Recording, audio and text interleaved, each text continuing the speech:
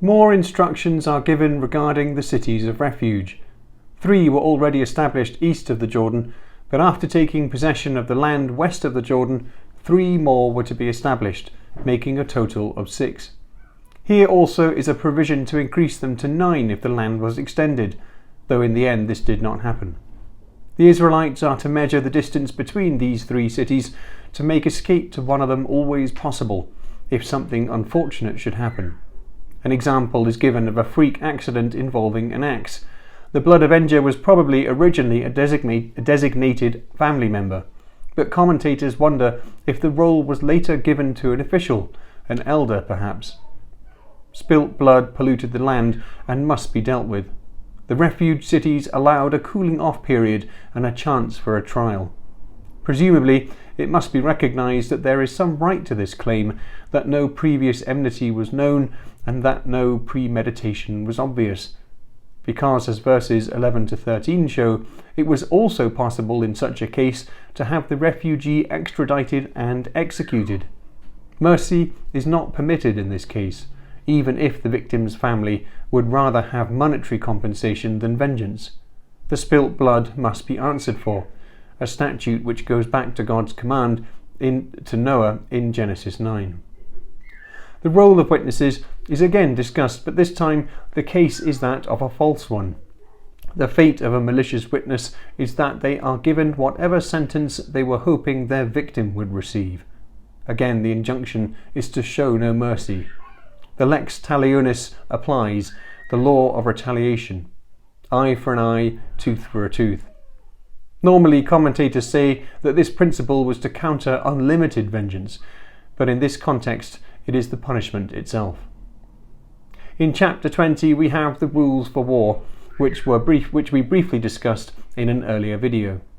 These rules apply to cities or people who are not of the 7 peoples in Canaan who are designated for annihilation.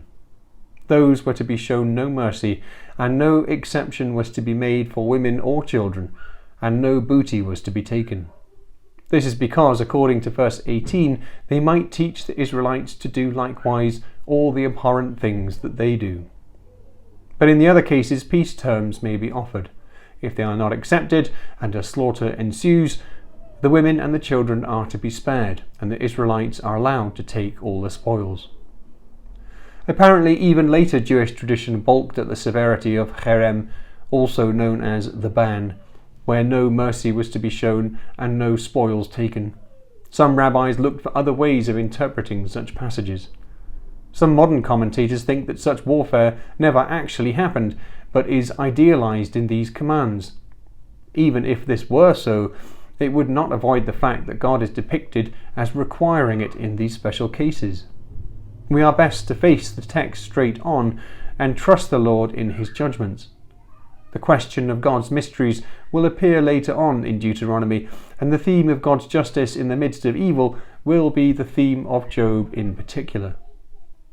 Finally, we have in the rules of normal warfare provision for certain categories of people to withdraw from combat, including anyone faint of heart.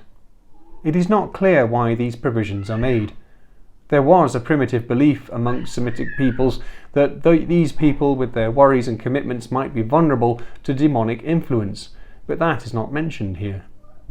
Similar is Judges 7, where the Lord tells Gideon that his army is too large and that the inevitable victory will be attributed to sheer numbers and not the will of the Lord. 33,000 men are whittled down to just 300.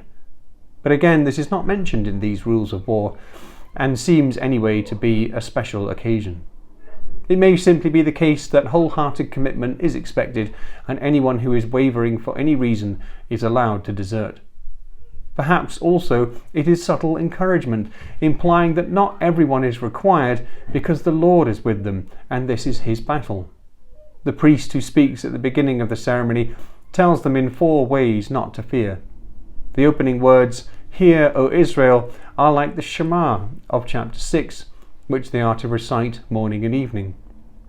The priest gives a 3-fold reassurance that the Lord will go with them to fight against their enemies and will give them victory.